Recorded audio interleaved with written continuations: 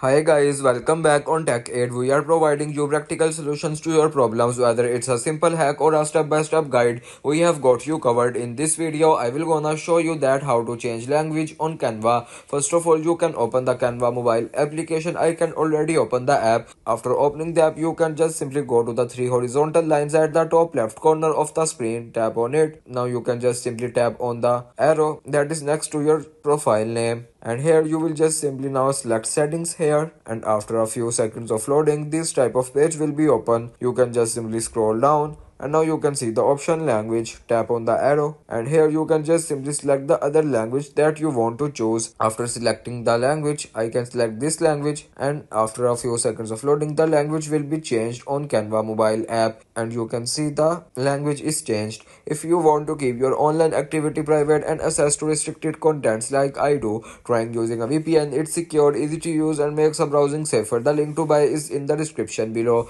If this tutorial helped, don't forget to like the video and subscribe for more practical solutions. Got questions or need extra help, drop a comment below and we will be happy to assist. See you in the next one. Thanks for watching.